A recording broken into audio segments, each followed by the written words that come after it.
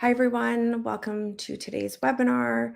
We are going to give people a bit more time to join. If you have any questions, if you want to go into the comments or chat section and ask them there, that would be great.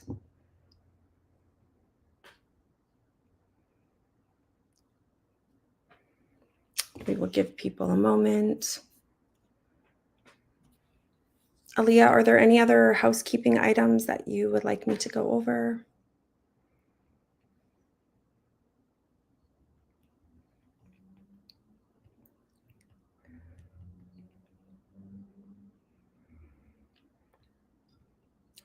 Thank you.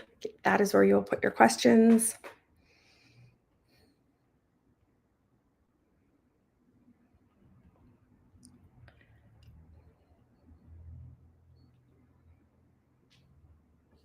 Just allowing a couple more people to join.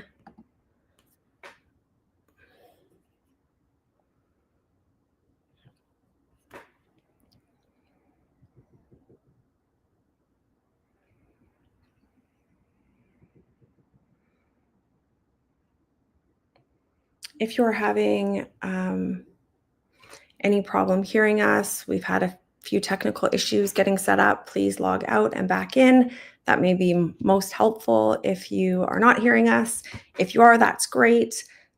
Just leave space for a couple of more people that said they're running late.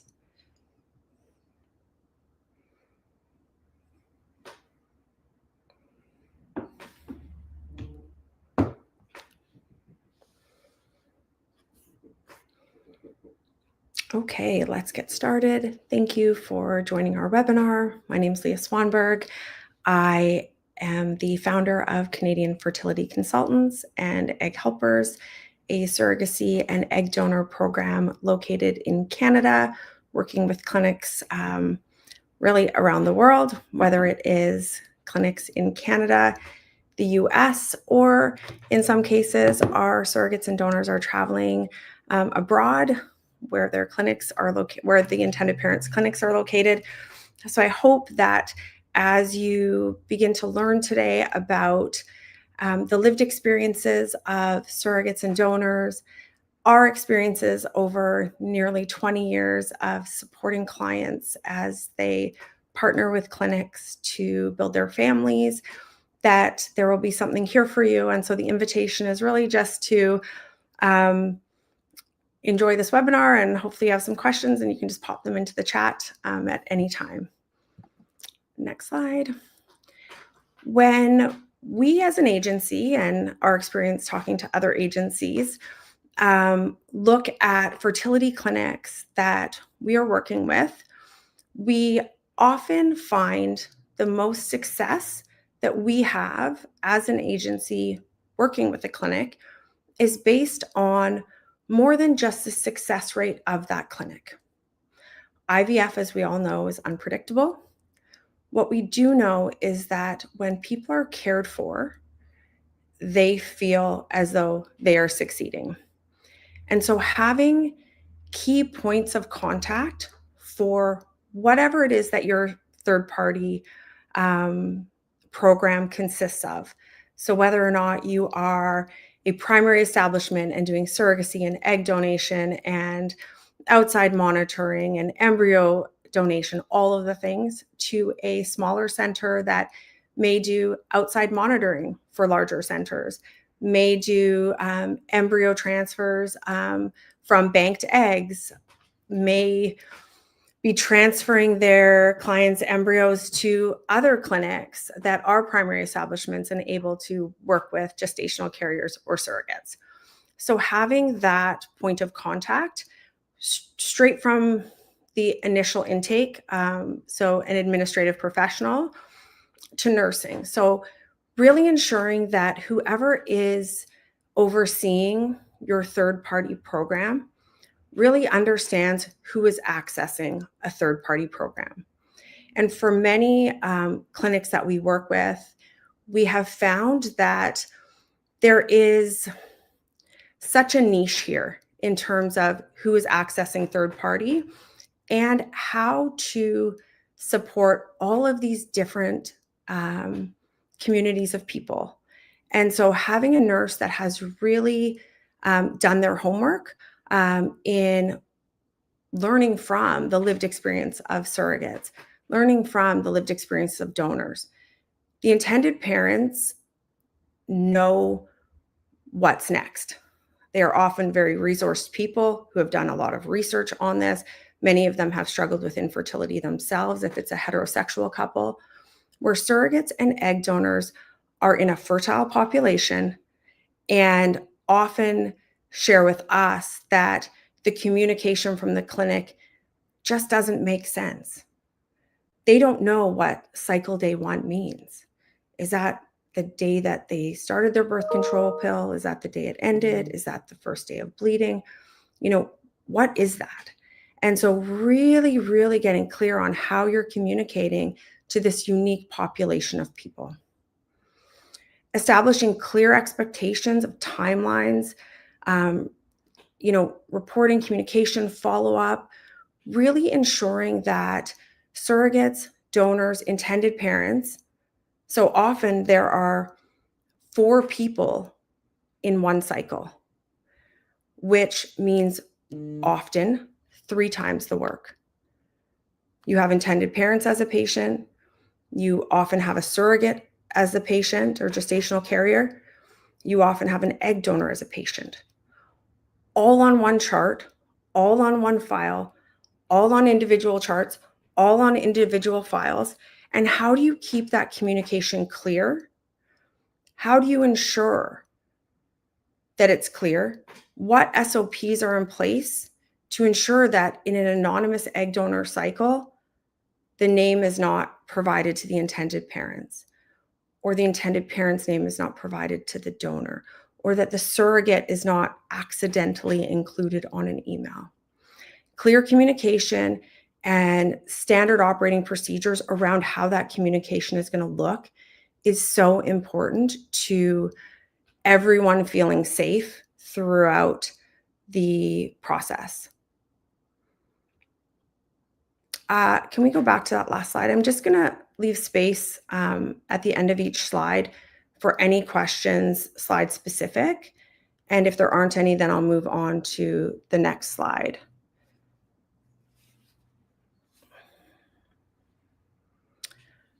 On this as well, I'll just make one other point, that if you are in a clinic and you're establishing a third-party program, really looking at the EMR in your system, and does it accommodate surrogacy, egg donation, 2 sperm providers, all of these sort of pieces. And if it doesn't, really looking at who is providing your EMR, is there capability to be able to see all of those pieces. Next slide.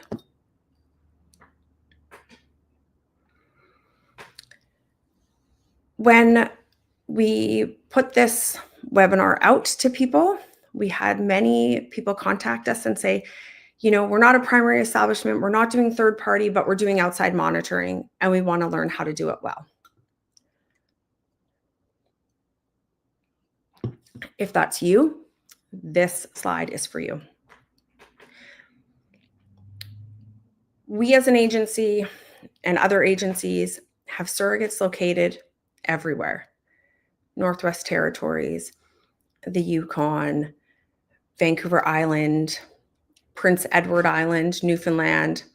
And so working with larger centers often come with these smaller centers or outside monitoring clinics that we as an agency partner with through our clinic liaison, Maxine. And we find the spots that surrogates can go to within their communities. And we hope that it's super convenient for them. Now, if you are a clinic and you don't provide surrogacy or embryo transfers to surrogates, you don't provide egg donation, but you do provide egg banking, that's third party. Yes, it's to a recipient, not to a surrogate, But it still really is important that you understand this unique population, again, this fertile population. Every point of contact that a surrogate or a donor has, whether it's in a primary establishment where the treatment is being provided, or, and as importantly, the place in which the surrogate or donor will do outside monitoring, is important. We want our surrogates and egg donors to feel cared for, to understand what's going on, and to understand what's next. And so, having clear information for this fertile population who has no idea about the world of infertility other than, they've signed up to be a surrogate and they're excited to help someone have a family.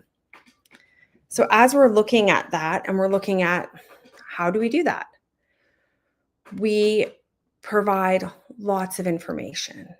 And whether that's your clinic sending out a video ahead of the appointment in the email that shares what a transvaginal ultrasound is, that there's a video about what a sonohysterogram is, that there's a video talking about the egg retrieval process ahead of the egg retrieval process, that there is information provided about the medication that this donor is going to take, that there is information provided to the gestational carrier around the screening at an outside monitoring clinic or at your primary established clinic.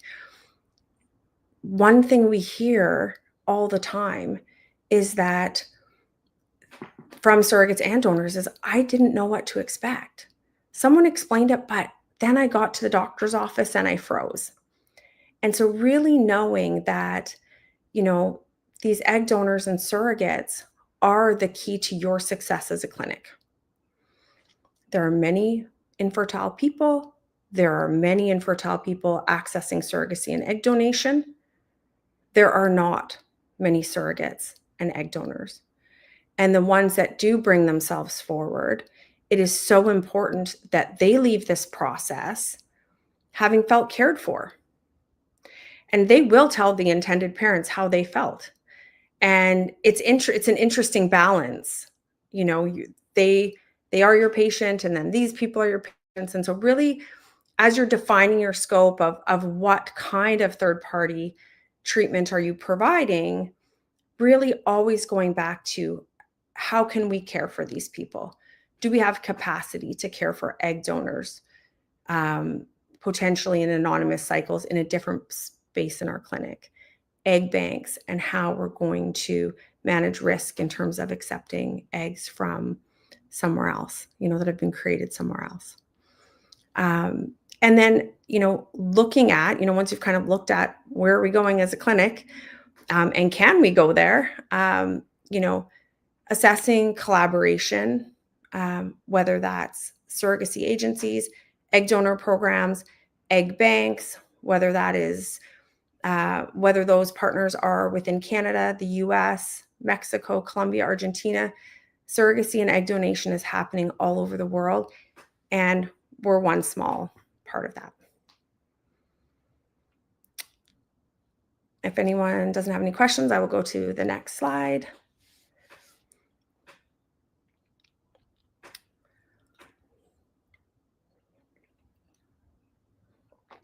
This is my least favorite slide.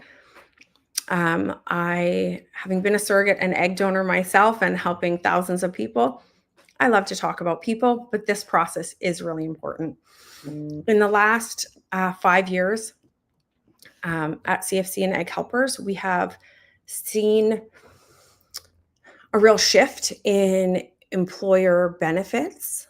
We have seen a real shift in, obviously, provincial funding. We have seen a shift in financing options available for those pursuing surrogacy and egg donation. And it has been nothing short of interesting for us. So really looking at, as a clinic, how you are billing, who you are billing. And so one of the questions I would invite you to take back to your team, because this is a question that comes up, I would say weekly for us. Who is the patient? Who is receiving the treatment? Who is receiving the bill? So when we look at those questions, the patient is the surrogate or the egg donor or the intended parent or all three. And if the surrogate or the egg donor are taking the medications, but the receipt for the cycle is given to the intended parents, are they able to submit that receipt? What we are finding out is the answer is yes, with the majority of healthcare plans, whether it is a request for the medication receipt, if you are a clinic that provides medication to folks that are going through the process as egg donor or surrogate. Often that receipt with DIN number goes to the intended parents, and the intended parents then submit that to their drug plan through their employer. We're also seeing Progeny, we're seeing Carrot, we're seeing all of these other programs come up that are really interesting for us, because we see that, with the growing number of people, unfortunately, requiring our services, that the insurance industry is listening. And so having your billing department really understand what is and isn't possible through provincial funding, through a patient's drug plan, like the intended parent's drug plan, their employer benefits, health spending account availability, really ensuring that your billing department is making this easy for the intended parents. Gestational carriers and egg donors should never see a bill, know about a bill, be CC'd on an email with a bill, which we see often, which really is in poor taste. These people are here to help, not to understand the financial implications of this process. And so really just creating a clear process and a clear path for intended parents to access this information around the billing to submit to third party employer, etc. Any questions about that? As I know that many provinces are catching up finally, and I know in BC here we have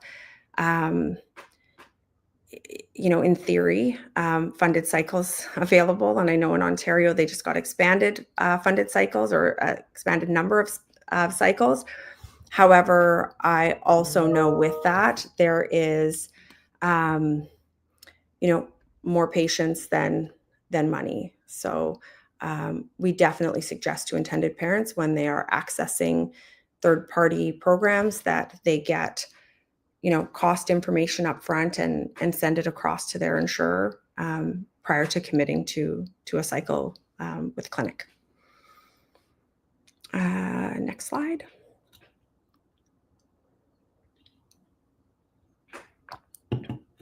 I love this slide because we have over 20 years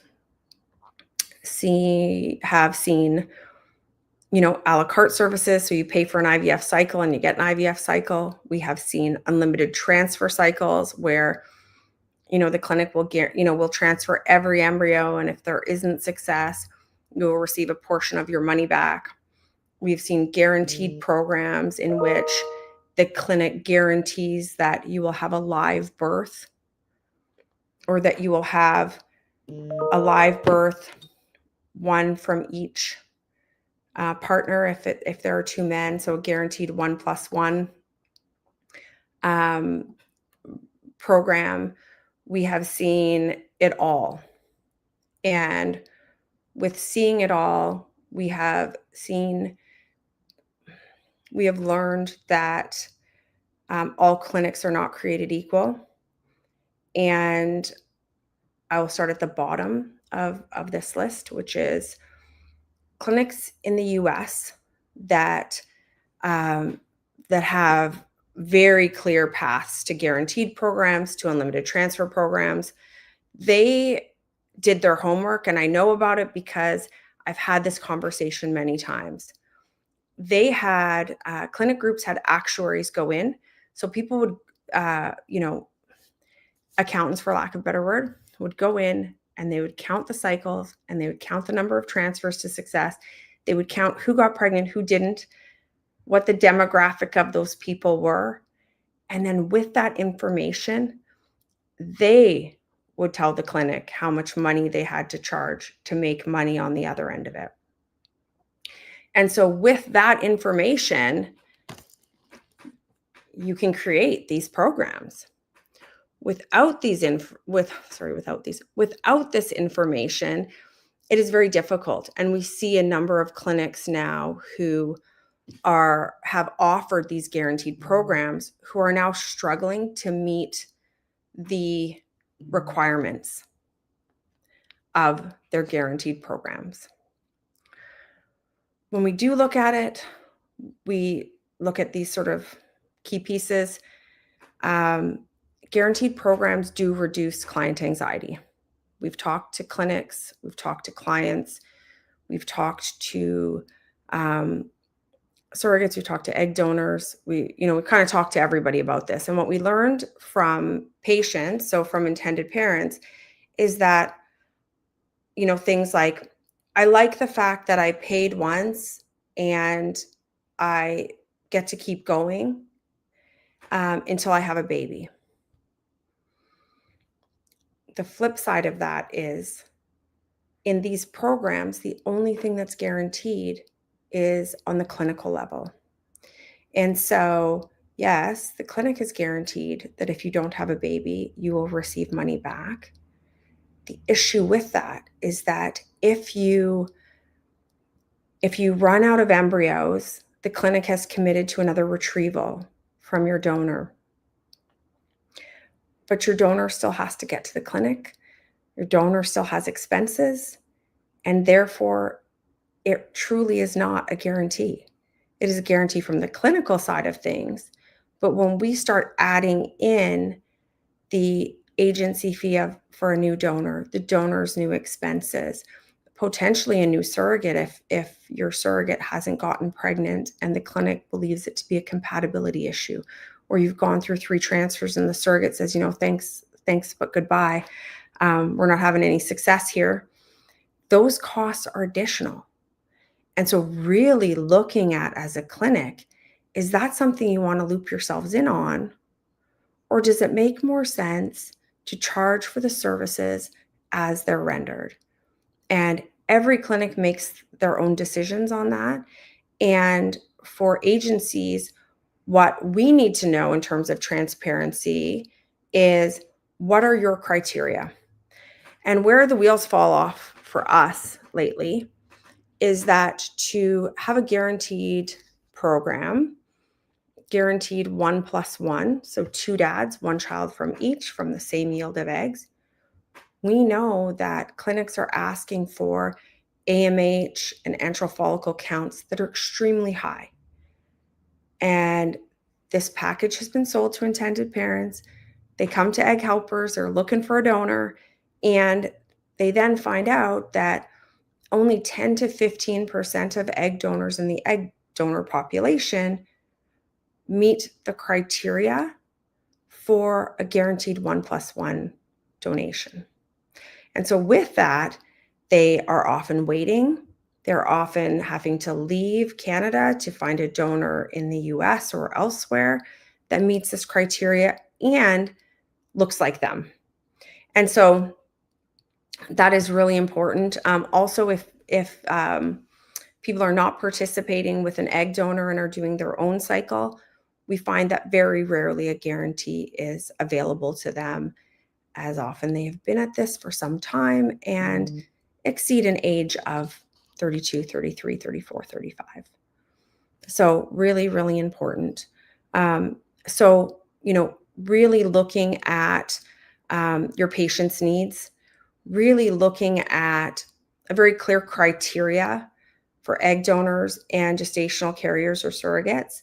What are you looking for?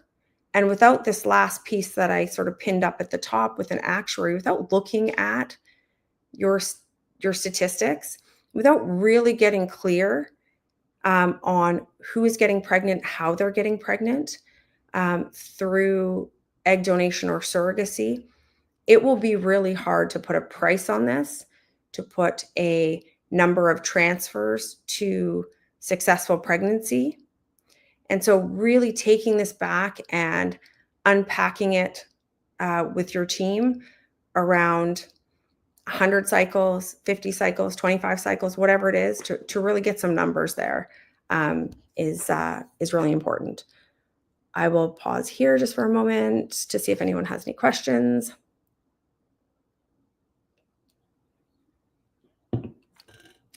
Okay, let's go to the next slide.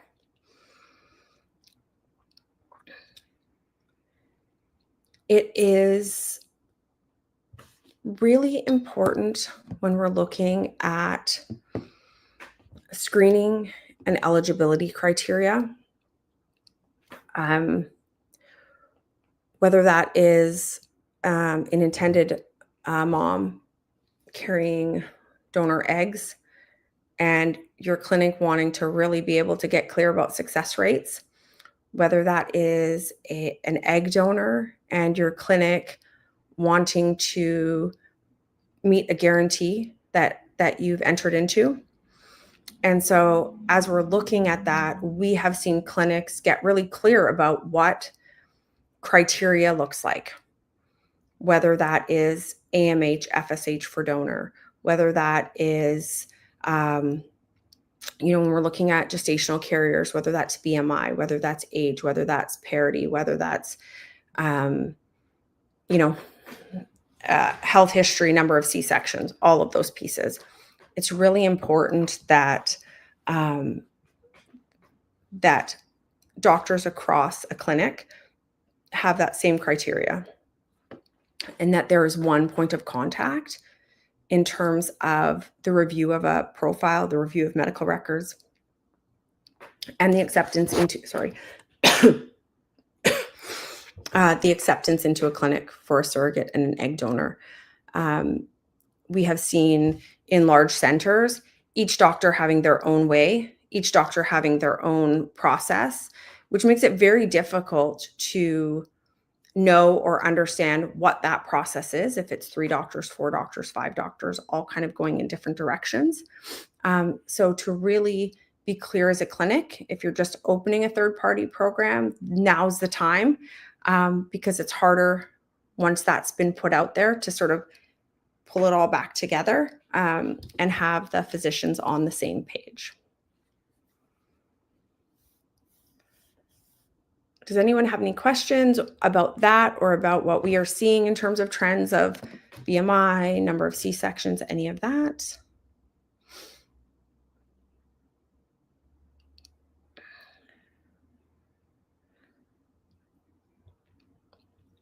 Okay, next slide.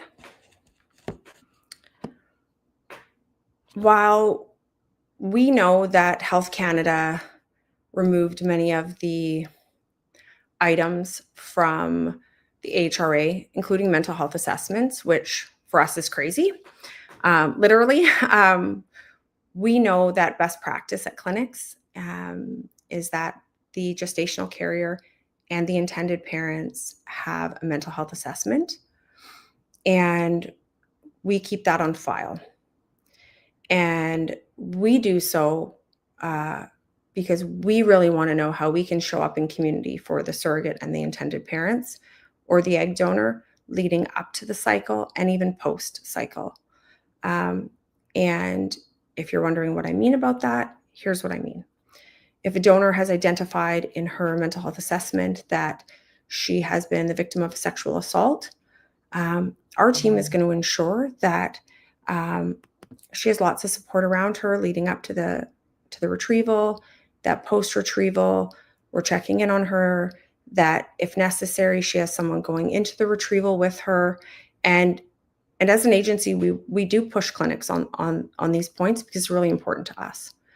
So as assessments are done by clinics, that that the agency you're working with, if you're working with an agency, receives that as well, so that they can be your teammate. They can work with you around supporting the gestational carrier and the donor. Many clinics don't have in-house counseling, and so they refer that out. And our goal is that if you are a clinic and you don't have in-house counseling there, and you're really wanting to set yourself apart or give your clinic a lift, my suggestion is to add $1,000 to the price of every cycle that's with a gestational carrier or a donor, and offer the donor or the surrogate post-retrieval, post-miscarriage, post-delivery counseling. It is so imperative to the mental health of these people who are doing the thing, that are doing the heavy lifting here. At CFC and Egg Helpers, we have a counselor on staff, and surrogates on average access counseling 6 sessions throughout the pregnancy. Egg donors, their initial consultation, and one other time through their journey with us, whether that's 1 donation, 3, but we looked across the board. And for donors who go into this so excited, want to help someone, my kids are the greatest, I want to give someone else that, or the science of this is really cool, or my friend was a donor, she told me how meaningful it was, I was a known donor, I was an anonymous donor. Whatever the pieces of someone's donation or the pieces of their surrogacy are, as a clinic, there are more intended parents. But being a clinic that surrogates and donors ask for by name with their agency and say, hey, I want to go to this clinic because I know they do this, I know they care for people like that, is where your success is. Any questions? If not, next slide.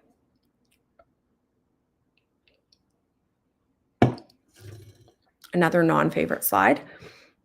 If you are getting into the third-party world, having a lawyer as part of the process is really important, making sure that all of your consent forms are up to date, making sure that all of the documents within your clinic are inclusive. Partner 1, partner 2. I think most clinics are doing a pretty good job there. But also just making sure that everything reflects Health Canada's current regulations, on the sperm and ova regs, to the what's going to happen with egg/embryos. Once eggs are retrieved, once embryos are created, can they donate them? All of that, just really, really having that nailed down, and being sure that it makes sense for surrogates, for donors, for recipients as well. We have seen the best practice actually at a clinic in the US, that several of the staff there have a notary stamp, and all consents are signed and notarized at that time. And it isn't important until it is. And so that would just be something to consider in your business office as well. Next slide. This is the most important slide, and I hope that people have questions for. I'm going to be moderating and asking a few questions, but I'm just going to give a moment here while Aaliyah brings on both Tiffany. Oh, I can't see you guys. There we are. Hi, Jenna. Took a moment Hi. to appear. Tiffany, who is up top, red shirt, has the lived experience of being a surrogate. Jenna does as well, and as a donor. And so I'm going to be asking questions so that I guess my hope is that as nurses or doctors or care providers or whoever is watching really can learn from the people in this process that that's voices are often not heard because they are not the paying customer. So Jenna, I would love for you to share your a bit about your egg donor story, and then I've got some questions for you. Yeah, so I was a known donor twice, and then I did one unknown donation as well. Excellent. And so in terms of going through that process, what would you say you would want a nurse or doctor to know that was really, really important for you? Yeah, I think being really clear on the medication protocol. I went into it knowing like I had to take medication, but not really knowing, I had to be available to the clinic like every other day. So for myself, like I had to travel to a different city for 11 days to donate eggs every single time. And the first time it was, kind of a surprise right before the donation. They're like, oh no, like you stay here. And I was like, oh, so just like being really clear on the process, the medication, and how often you have to be in clinic for those screenings, I think was the most important to myself. And as you went through that process and you said you've donated in a known capacity and an anonymous capacity, was there anything that could have been I guess could have been relayed to you differently by the clinic, like as they were sharing with you or as they were talking to the intended parents? Did you feel like the patient all the time? Like, did you feel as though they were listening to what you had to say? Not always. Sometimes I kind of felt just like I felt more like third party, like the intended parents were the clients, and I was just this person on the sidelines that was, donating eggs so that their dream could come true, which, like, it could have been nicer if I felt more like a patient as well. Okay, excellent. And for those of you listening, that's really common for us. We hear from donors that they felt like the nurses told them what to do. You need to be here now. And it became very clinical, which, yes, as clinicians, that's important.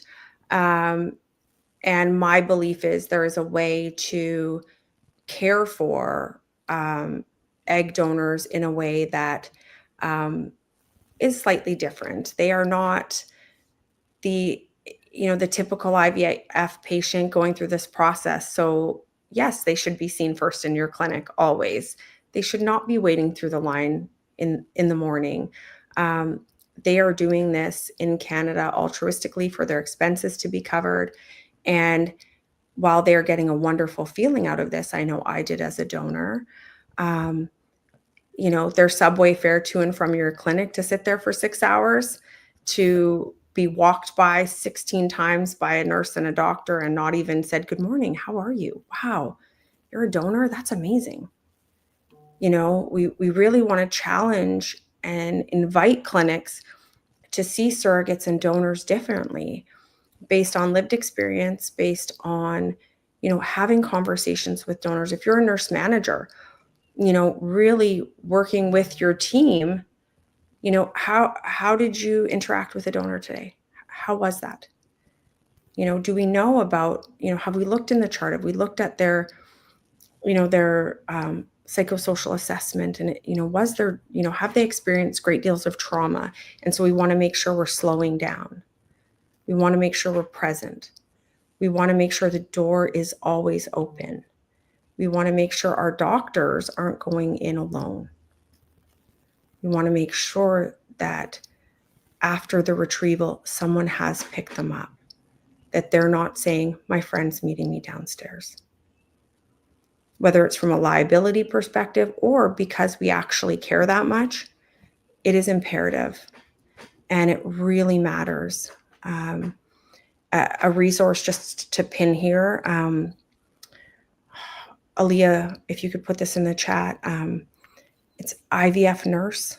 There's a nurse in the GTA, and if your clinic's outside of that area, I have resources everywhere of nurses that have sort of solely dedicated themselves to this and picking up egg donors and meeting them, and being there with them. All of that is really so important, because there are donors that are traveling to, as Jenna said, to these locations alone, and we want to make sure that they have support where they are.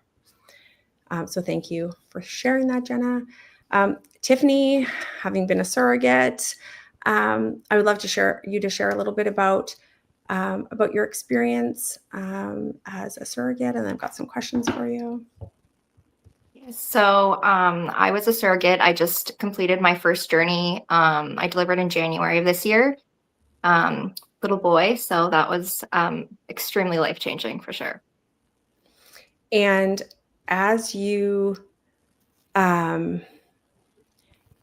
look back on your experience as a surrogate, if there's one thing or one piece of advice you could give to clinicians, nurses, doctors about your experience in a particular clinic, what would that be? Yeah, so I mean, I know like you've touched on a lot of things already, and but as we all know, surrogacy, like there's a lot of people involved, and that's on your team, for your care. And I think communication and like general support is key, just for us to feel like we have the right people to reach out to if we have any questions or concerns. And again, just like making sure that, like Leah, you mentioned about instructions, like I look back on my transfer day, for example, there was a little like mix up as to like where exactly I should go the morning of my transfer, which caused me a little bit of anxiety. I was already super anxious as it was. So like to, not go to the right desk or where to register, because I wasn't informed correctly, that caused a little extra anxiety. So yeah, just making sure that you're clear about all the instructions, expectations, like the medication protocols is a huge one. That was a challenging process for me as well. But just, making sure that we have access to, all the resources, all the information we need, even like an info sheet or something on like potential complications that can arise. Again, my own personal experience at 7 weeks, I was diagnosed with subchorionic hematomas. So that was something I'd never heard of before. I never even knew it was a possibility, but later on, after researching it, found out it is quite common with IVF. But yeah, there was some things that I wish I would have known, or that maybe could have, I could have been shown or told about from the clinic itself. So. Absolutely, I agree. And, we hear that all the time. Another piece that I know both of you mentioned before we came on this call was just talking about, a phone call, a video call, that these emails that go across, like, we see them every day, I'm really sorry, your transfer was unsuccessful. Contact us on your day one. Who told you the surrogate was going to go ahead again? I don't think you know that. Have you asked how the parties are? Have you dug into whether or not this news is going to send someone off their, 20th story balcony? Like, really just getting to a point. And listen, if you're a clinic staff, you're, really advocating for your clinic to have caps on number of patients that they're taking, have processes in place so that every time a result is successful or unsuccessful, that there is room and space in someone's diary to make that phone call, because those phone calls are so important. And sorry, without those phone calls and with an email, who, you know, who knows how that person is receiving that information. So thank you, Tiffany, and thank you, Jenna. If anyone has any questions for these guys, now would be the time to ask.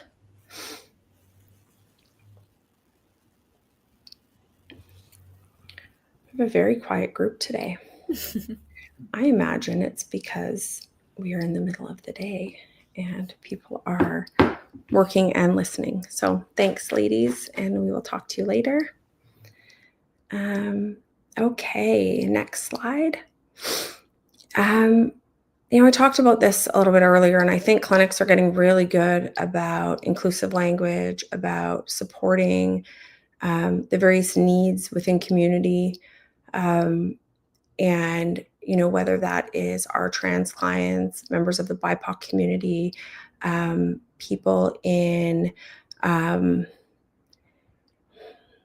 within communities where it may not be safe to access fertility services, really showing up for them in a profound and meaningful way is so important.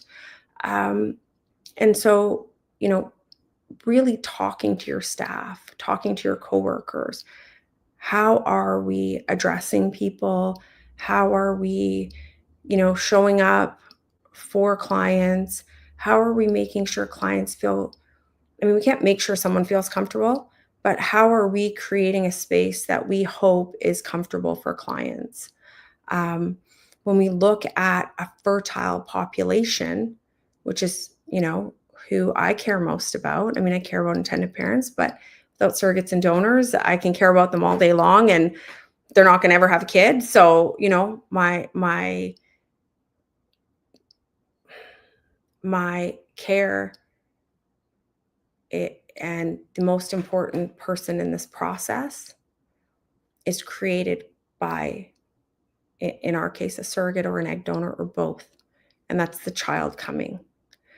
And so with that, I know that the person carrying said child, or, creating the egg that is donated, is so important. And so language around the process, language that makes sense for a surrogate or an egg donor, and even intended parents, same-sex male couples often haven't had, experience in their life with people who, are going to have a period, and, so they don't often know what's next or what's going on. So really having opportunities to share that, whether you guys host webinars, we love joining people's webinars, so please invite us anytime.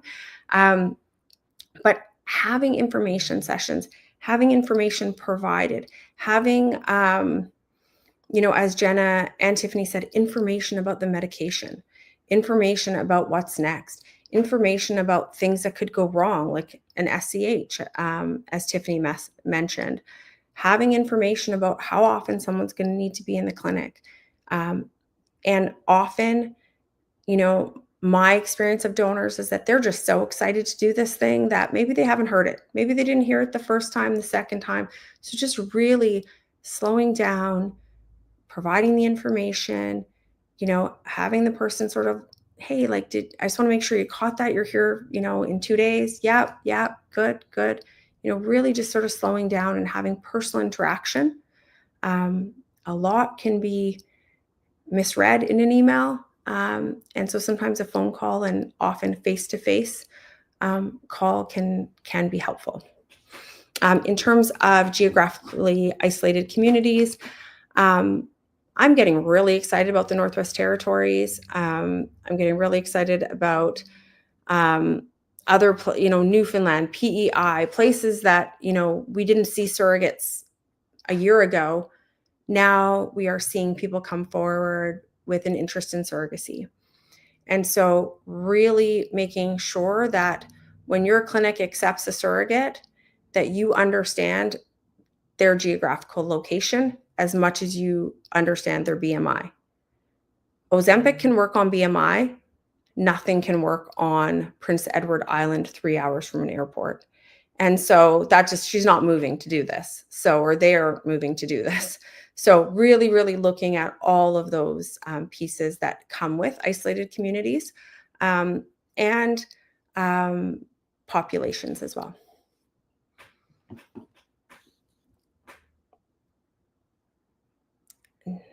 There we go.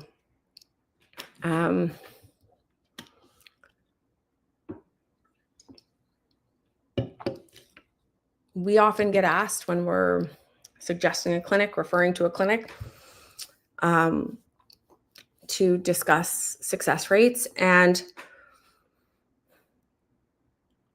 I love a clinic that will care for a 43-year-old person using their own eggs. And if there's a 5% chance that that's going to result in a live birth, fantastic. And for that reason, success rates don't mean anything, because clinics and clinicians decide who they're going to care for. And so while we can give anecdotal, while we can give, in our program with 25 embryo transfers a month between our surrogates, maybe 35, I think, this last month. But with that information, we can give, you and I, we can give intended parents an idea of where we are seeing success. And I think that it's really important for clients to understand that successes in duplication, successes in great protocol, successes in your lab. We did a sort of a study of, surrogates and matches. We did a study of 100 matches, and 20 of them ended up with a second surrogate because the first one didn't get pregnant and the second one did first go. Is it compatibility? What was it? The embryos were all created back with surrogate one. So outcomes, it's tough, and we don't really share that information. But what we do say as a clinic is you will likely be asked those questions. And so if you are a new center sort of starting out with surrogacy and egg donation, to really share that and share that you are working with all kinds of populations, and that's really important to you. And so providing a success rate number, a 90% success rate over 3 embryo transfers doesn't mean anything to the 10% of the people it didn't work for. And so I think less important than success rates would be outcome variability and what that looks like and who you're caring for. Providing clear data on numbers of cycles that you do, number of gestational carrier cycles, egg donor cycles, and if you're not doing them yet, sharing that too. Hey, like we are really excited to be building this program, and we're really excited that you are, a part of it, patient A. So definitely, I think that builds trust, and just really, oftentimes patients are already clients and now they're sort of moving into a third-party program. So I think having that information available to build trust is really important. Next slide, unless anyone has questions. I wanted this slide here just to kind of leave this pin, as we're seeing it come up quite often with surrogacy.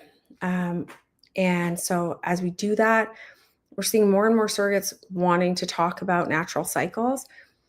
And while we have seen the same success, natural cycle versus medicated cycle, we have seen intended parents save a great deal of money on natural cycle. So this is for, an FET, surrogate, sort of not taking estrogen, starting progesterone, as normal, taking less progesterone, and sort of not all of these other medications that are often layered upon.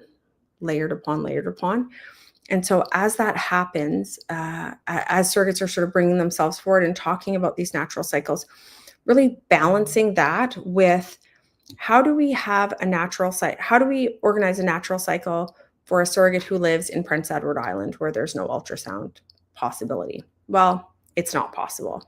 And so really just having that information so that when a surrogate brings himself forward, you can provide explanation rather than shutting them down or not being interested in learning more. As it really is a trend, we're finding half of our surrogates coming in saying, look, not interested in all this medication. And, so our suggestion always is to bring that forward to your clinic, talk to them about it. And often we see, that a natural cycle does make sense. But just, leaving that there as a pin, just as a trend that we're seeing. And so likely you're seeing it as well. Next slide.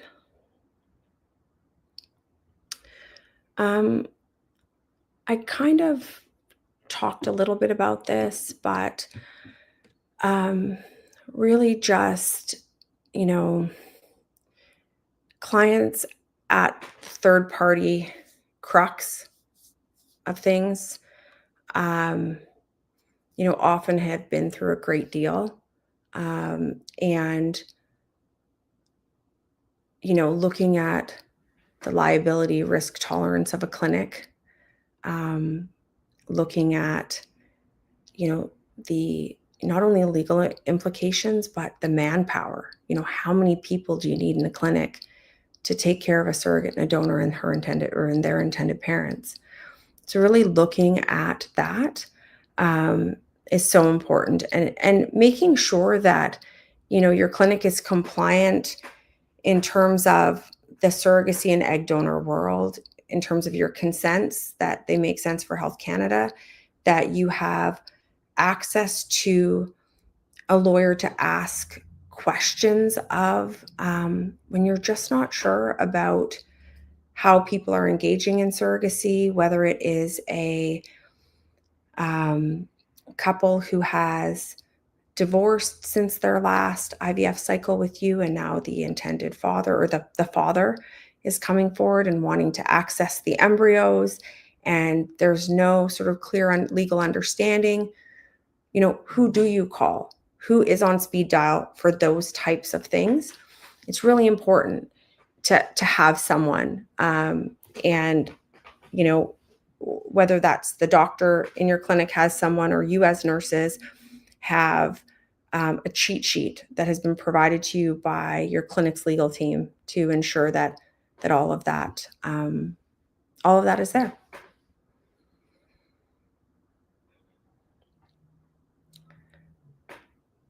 That is it. I feel like that was a long hour with a lot of talking, and I have so much more that I would love to share with you in terms of surrogacy and egg donation, lived experience of surrogates and donors.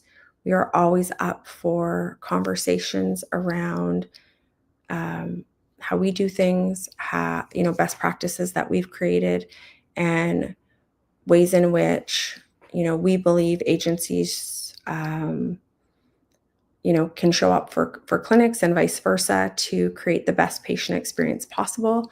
So thank you again for joining us. And if you have any questions before we end, you can pop them in the chat, and I am more than happy to answer them for you.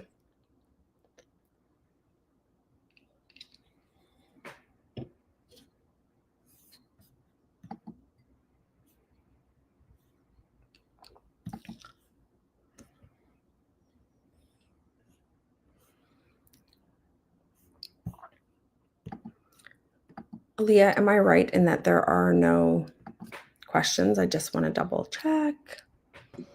No questions. Excellent. Well, thank you, everyone. And we will send a recording out. So if there's anyone within your team that wasn't able to catch this webinar, we hope that you will forward it to them. So thank you very much.